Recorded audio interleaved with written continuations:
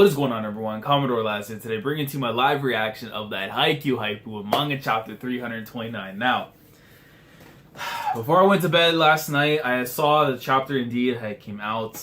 So, thank the heavens for the fact that I actually get to read some Haikyu greatness, man. The very moment I wake up in the morning, have some breakfast, and I come back in this chair and I can sit down, I can read top 5 material right here, man. It's sold 5 million plus sales this year, finishing in the top 5. Again, 2 years in a row without an anime. It still finishes strongly.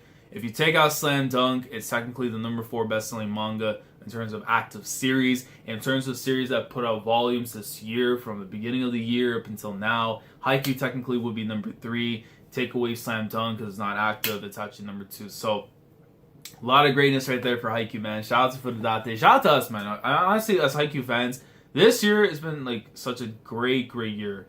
You know, of all the times I've been reading this manga weekly since I got caught up with it, definitely I would say this year has been, without question, amazing, man. Inarazaki's conclusion, and the whole entirety of the Nekoma matchup, and then obviously, of course, you know, to conclude the magazine year, we get, like, you know, Kiryu and Bokuto going at it, and that's what we're about to see this week, hopefully. We got the color page as well. So, you know, we're always prospering, man. So, without further ado, let's get into it.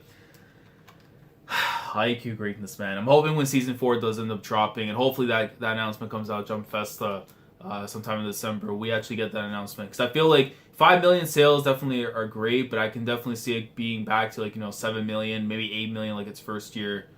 And then after, like, well, the second year technically, I think it was, what, 2014, it sold about, like, 8 million. So I can definitely see that happening again when we get Season 4.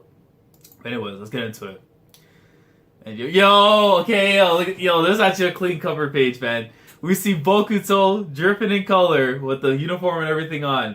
Hey, over here. And then we see, right at the bottom corner, you have volume 35 with Kenma, the bird cage and stuff. And then you see, I think this is the Miya twins for the light novel. This is volume 20? Light novel X. So, I think it's a 10? I'm assuming that from the Roman numeral number, it's 10. Chapter 329, National Top 3 Ace. Yo, hold on, man. Unless Ushijima's gonna be watching with Tendo and Sakazu's, we're gonna get a perspective of him. You gotta relax, man. My grade is, yo. Look at Bokuto, man. I might have to save this afterwards for the thumbnail, man. But this is a great color page. But anyways, let's jump into it, man. Let's hope to see how things are gonna go between Fukurodani and Mujinazaka. And we're seeing here, what the hell is this? I'm guessing like the animation fair thing that they're kind of promoting still for Haikyu as well. Because I would have been like, yo, there's no way that's the anime right there you're hyping up, man. Alright, and there he goes, yo. Look at, long sleeve Kiryu, man. The Dragon of Kyushu. Wakatsu-san. Intense. So I guess it's either a repeat or it's like another point right now that he just grabbed. And he comes in and he just nails it in for the point. It pretty much rails off one of the players and it goes right out. And yeah, it's 3-2. Kiryu from the left, blasting away the receive as well. What a high school superpower. So 3-2 right now for them in the first set. That guy with the shade pattern on his head screams raw power when it comes to spikes. But somehow his jumps are incredible too. He soars. I heard that Mujinazaki... Is it Mujinazaka? Translation probably. Mujinazaka puts a lot of effort into their physical training. The way they spike is interesting too. How do I put it? I feel like it leans to the left a bit more than the average spike. Apparently, Kiryu pays special attention to putting all his body weight behind his dominant arm when spiking. Takatora read about it in the magazine. He goes for raw power over spiking with precision. That blasts him out of here strategy. A national top 3 ace in terms of power. Wouldn't your arms just freaking snap if their spike touches you, Kuro? Yo, this man is a sicko, yo. You see, like, when Takatora, like, he's trying to grab onto to Kuro, and it's just like a blasted form of him.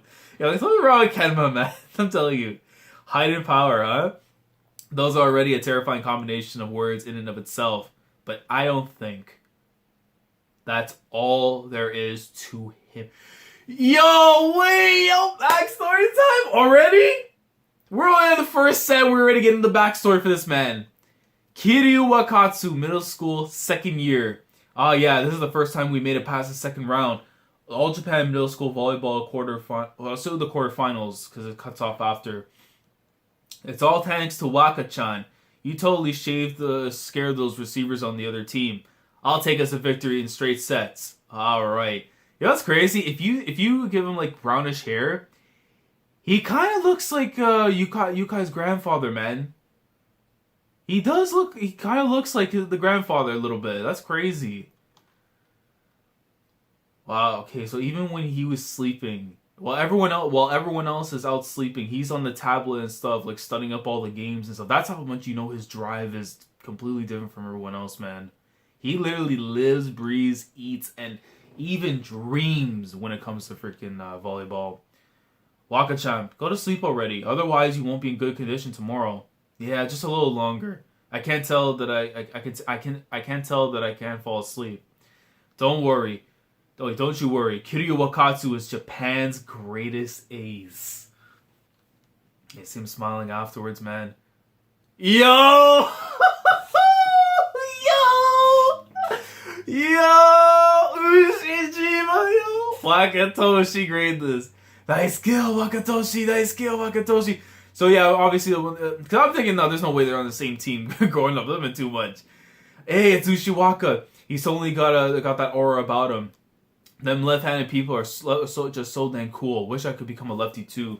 You can't even use your right hand properly, so I don't know what you're on about, really. Oh, so wait, are those the Miya twins? No, those are the Miya twins? No, they have to be. There's no way. They look like the Miya twins. Yeah, because like they're like bickering with each other. That is the Miya twins, man. No way, yo. Nah, that's actually pretty awesome, man. We get a Miya twin sighting and Ushijima in the same panel with Kiryu, man. Because you see them bickering at each other. That is the brothers, man. But when it comes to receives and serves as a whole, it's got to be that Oita guy. Kiryu?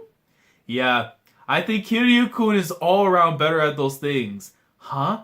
So you sound so condescending. What you say? Guys like Ushiwaka and I were relentlessly marked due to the high volume of tosses that would come to us. You see coming, they're like, so I guess when they face off against him.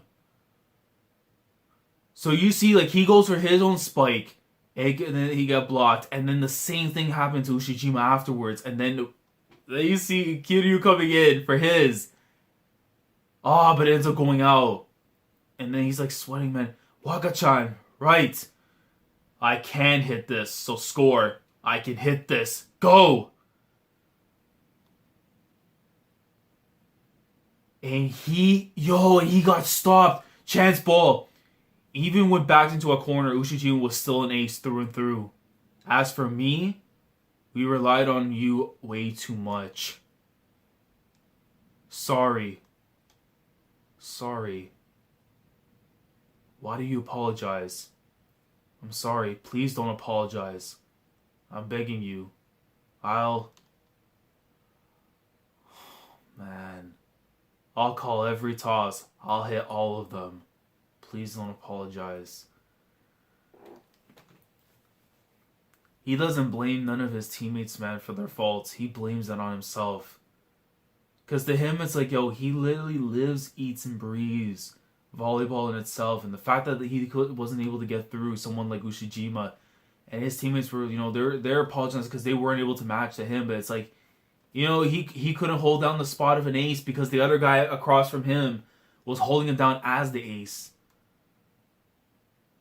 The Dragon of Kyushu, man. So then from this moment, that wanted to make him like the guy afterwards when he went to high school. He knew like there was no way he was gonna allow something like that to cloud him afterwards, and now he's made himself as a top 3 after that moment, yo. I mean, very, very, very quick. Obviously, we're getting the flashback in itself. I'm hoping we get to see more, but this was actually nice though, man. Please don't apologize, Wakatsu-san. So he comes in, makes a spike. And you see Michiru come in, makes a save. Oof, Wakatsu. It's a bit low. A single step run up. And you see Kema and Kuro just watching on. And he just rips it right through the wall. Kiryu from the left into 11-9. That toss just now was a little bit low, so that's kind of been an easy ball to spike. He just turns any ball coming his way into a point for the team. It didn't matter what angle he was going to be on. That man was just going to do whatever it took, man, to get a point whatsoever. And he just rips it right through the two. Kiryu, the man who could hit them all. Good. Get him. You see Suguru was like, yo, get that bastard. Hit them all. May give people the impression that he relies on great power, but lacks control and finesse. But Kiryu is actually a very deft player. No matter if the ball is rising from the back of the court, or if it's too close or too far from the net, Kiryu can handle them all. He is able to spike with high precision without losing power. By the way, spikers usually require 2 to 3 steps for the standard run-up. He just needs 1. He literally just needs 1, man. Kiryu's spike just now required him to instantly switch to a 1-step run-up in order to match the toss that fell just a little bit low. Usually a faulty toss like that would result in the spiker giving it their all just to return the ball, or somehow hitting it and having the ball get caught by blockers. However, he can adapt to the toss. What's more, he wrests points from his opponents through his power. Kiryu-kun is a player with a playstyle which uses a mashup of both dexterity and force. I don't recommend that people try to emulate him. Basically just saying, listen, if you're an average player, stick to what's traditional, man. 2 to 3 steps. Don't go and overdo it. Because that is in the realm of the monsters that are far different, man. And when we're talking about the monsters, man, we're talking about the Dragon of Kyushu. He's just built differently. That really tells you, though, what it is when it comes from the top 3 aces to, like, just the other aces in the country, man. Because for him, like, he's trained himself to the bones to the point where, if it comes to a point where I have to literally get off 1 step to try and get a point by coming in for a spike, that's how it's gotta be. He's just built differently, man. Washio! Yezo! Follow! Wakatsu-san! And he comes in again. And also, he has the jump power to hold his own in a duel with a mere 1-step run-up. This is probably the result of the conditioning he has done on the lower half of his body in order to not be a one-trick power spiker relying solely on arm power. And he remembers, the feeling that he had from way back at the flashback. And he comes in for the spike. Yo, Bokuto! Hold on! And he's looking on. Crap, I went too far out. I can't do an overarm either. And he just goes off his chest. Yo! Huh? This guy is in tip-top shape too, in his own special way. Yo! Kitty is like watching on like, what? And you see Kema Girl like all hype. Nice receive. He said it to himself.